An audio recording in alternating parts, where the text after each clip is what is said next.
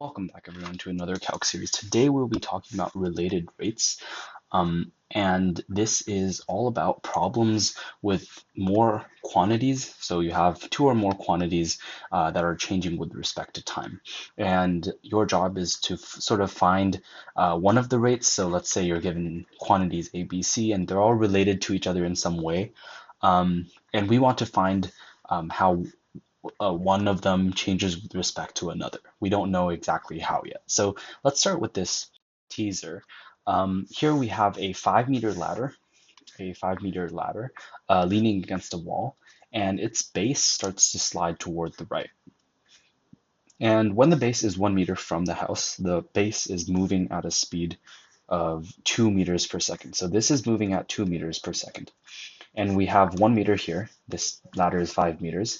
And so the height by the Pythagorean theorem would just be root 24. What is the speed of the top of the ladder sliding down the wall at the moment? So if you weren't to have learned calculus, solving this would seem completely impossible. And this is because we care about the speed of the top of the ladder at the moment. And this suggests instantaneous rate of change. And as we've talked about, as we said, instantaneous rate of change is always related to the derivative. It is the derivative of position, of the position of the ladder, however we take it. And so we're going to solve this later. But before that, we're first going to go and talk about how to solve related rates in general. So first, we're going to identify the variables. They can be as many as you want, but usually 2 or 3 are enough for APs. Then we're going to find an equation that relates them. Sometimes it might be two equations, but find as many equations as you can. In most cases, it's going to be one equation and two variables. Then we're going to differentiate the equation with respect to time. That would help us get the rates. We would be getting the the rate of change of the variable with respect to time. And related rates in most cases is about time. It is, for example, about velocity, about the rate at which a parking lot fills up, how fast a tank fills up, all with respect to time. But of course, there are some cases that don't. So sometimes you do have to be careful with this. And in this, what is crucial is the chain rule. And we'll see how this plays out later. Then finally, we can sort of organize the equation into or isolate the desired rate, which is often expressed in this Leibniz form, and we're going to solve for what we want. Okay, so we're going to go back to this question right over here, and here we first need to find the variables. So the base is 1 meter from the house. So this is 1 meter. I'm just for this, since this is math and not physics, I'm just going to use numbers without units. The height would be root 24, as we said before, and the ladder is 5 meters long. And the base is moving at a speed of 2 meters per second. So this is its velocity. Now, what variables can we define? Well, first we can let the distance from this end of the ladder to the wall be x, and the other one, the top of the ladder to the ground, be y. Then one equation that relates x and y would be x squared plus y squared equals 5 squared by the Pythagorean theorem. Notice this equation holds no matter where the ladder is, right? Because the length is always 5, and the two ends are always against the wall or the ground. So this is something that always holds. And what we're going to do is here, this already gives off a hint that this is all about time, right? So we care about speed. So we're going to differentiate this with respect to t. And so here's where the chain rule starts playing. We take both sides d over dt, and this is going to give us 2x dx over dt. So here we've already used the chain rule, plus 2y dy over dt. And this is going to be equal to 0. Notice this is a constant. So then here we have notice we already have dx over dt, right? Because this is moving outward, right? The base is moving obviously outward because this is falling down. Then what we don't have is dy over dt. So this rate is what we're trying to figure out. And this dx over dt is something that we already know. It is equal to 2. So then we can just organize everything to solve for dy over dt. And that is going to look like negative x over y dx over dt. And this, if we plug all the variables in, so it would be best to write another equation here saying dy over dt evaluated at x equals 1. This is fine. X equals 1, y equals root 24. And this happens to be negative 1 over root 24 times 2. And that is equal to negative 1 over root 3. Root 6. Yeah. So this is the speed of the top of the ladder sliding down the wall at this moment. The velocity is dy over dt equals 1 over negative 1 over root 6, like this. Okay. So here we have an exact same question. Here, in fact, they have helped us identify the variables already, so step 1 is already complete. It's a 15 feet long ladder, and y is moved away from the building at a rate of 3 feet per second. So if we just ignore the feet, it's essentially the same thing as what we had in our last problem. Find the rate in feet per second at which the height is changing. So this is exactly the same as our last one. So we're going to leave that as practice. Find the rate of change in square feet per second of the area of the triangle formed by the building, the ground, and the ladder when y is 9 feet from the building. So this is the same situation as here, but except this is about area. And this hasn't been seen in the APs. This is just sort of like an extra problem to think about. We will run an extra practice session on related rates. But we would find that this sub-question here is not that difficult if you just simply consider what variables we care about. So obviously, of course, we care about the y, right? Because this y point here is what we're given all our information about. So we have 3 feet per second, that's how fast y is moving, and 9 feet from the building, that's where y is. So y is definitely involved. And the second one that we care about is the area. And that is what we're being asked about. So we have y and a, these two variables, and we want to establish an equation. And very easily, a is just equal to base times height, 1/2 base times height, and 1/2 of base, which is y, times height. And that is equal to 15 squared minus y squared. Notice sometimes we do have to be careful about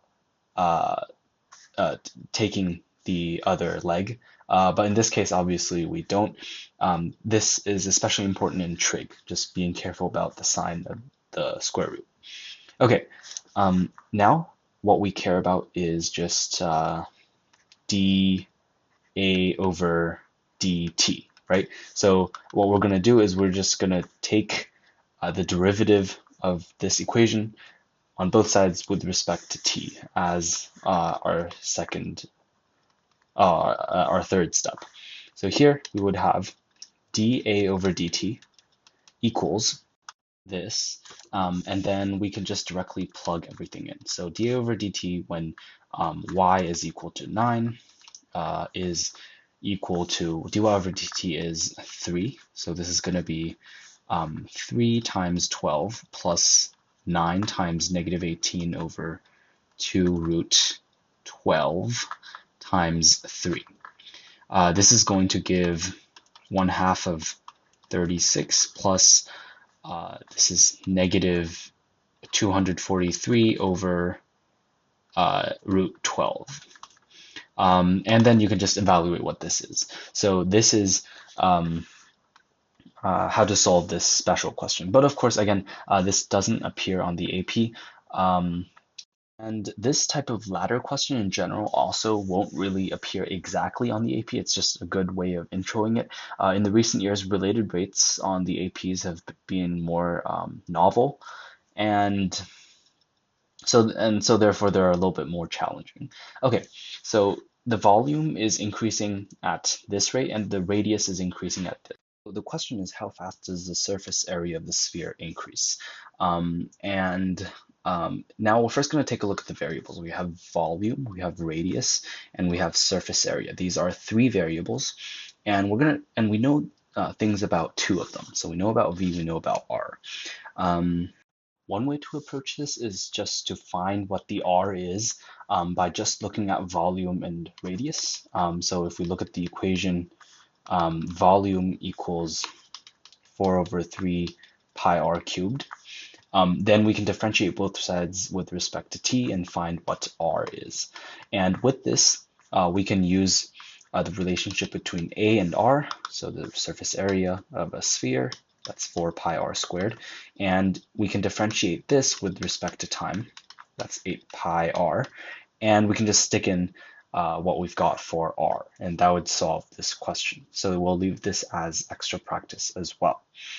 So this one is actually very easy, but it gives another picture of what related rates could be like. So here we have a very simple starter question, and it's that water runs into the tank at a rate of this, and it takes 10 minutes to fill the whole tank. So obviously anyone could tell that this is 150 meters cubed, and then we want the width of the tank. So this is obviously, so the volume of a cuboid or a rectangular prism is just 5 times, or is, let me write this out. The volume is HLW, so the height times the width times the length, right? So that would immediately give us W is equal to 150 over 8 times 5, as the height and the length are both given. So this is equal to, well, something not very nice looking. It's like 30 over 8, so it's 15 over 4. How fast is the water level rising? So here, this is sort of the one that we want to be thinking about. How fast is the water level rising? So we think again, what variables are concerned? So obviously we can just let water level be, let's say, x. And of course there's an algebra way to do this because this question is just this simple. And we would notice obviously that this, whichever height you're at, the horizontal cross-sectional area is the same. So sort of the water level rise would be uniform over time. So it's the same water level rise, and it takes 10 minutes fill a height of 5 meters. So it's going to be 5 meters per 1 minute or 0.5 meters per minute. So this question is really easy to answer, but if we want to think about it in terms of related rates, just to have another perspective at it, we can consider X's connection, or the water level's connection, with the volume. So by volume, I don't mean the volume of the tank anymore, but the volume of the water, right? And we do know something about it, which is that it changes at a rate of positive 15 meter cubed per second. So then we can write a relationship between V and X, and this is really easy to write. V equals WL, which is the base, times the height, X. And WL are both constant, so we can differentiate both sides. Oops. dV over dt is equal to WL dx over dt. So then dx over dt is just dV over dt over WL, and that is equal to 15 times 15 over 4 times length 8, and that is equal to 1/2, as we obtained previously. So again, you can solve this problem with related rates, and it's in fact fairly good practice to identify what variables you want to use. So here we have this final problem, and in fact this is something that probably appeared on the AP once at least, and this is some fairly good practice. So the tank stands point down and has a height of 10 feet. So this is the whole tank has a height of 10 feet and a base radius of 5. So this is a cone, right? And how fast is the water, H, rising when the water is 6 feet deep? So we have taken 6 feet of depth, and we are throwing in water at 9 cubic feet per minute. So again, we want to consider what variables are related. And in this case, we care about the water level H, and we care about, oh, and we know about V and how it changes. So we wish to find a very quick way to relate V and H. And unfortunately, V we only know is equal to pi r squared, where r is the radius, right? So this is H here. So we're talking about the water. H, and this is r, is pi r squared times 1/3 times H. And so if we were to be able to replace this r with H, then that would be perfect. And in fact, we can. We can notice a pair of similar triangles here. So this is 10, this is 5, with similar with H and R. So therefore, we have R over H is equal to R over H is equal to 5 over 10. 5 over 10. And so R is equal to 1/2 H. So this is equal to 1 over 12 pi H cubed. And then we can directly use this to differentiate. So notice how this only helped us to get the similar triangle and to relate H and R. And afterward, it's just distracting information. So then we can differentiate both sides. That is going to be 3h squared times dh over dt. And so then we can isolate dh over dt. And that is equal to 12 dv over dt over pi 3h squared. And then we can just plug everything in. So the rate is 9, and the height is 6. So then we can just have, let's see, this is 108 over 3 times 36 pi. Oh, and that's perfectly 1 over pi, right? Yeah, perfect. So this is how fast the water level is rising. And that is our last practice question. And that is it for today's video. We talked about how to solve related rate problems in general. Thank you.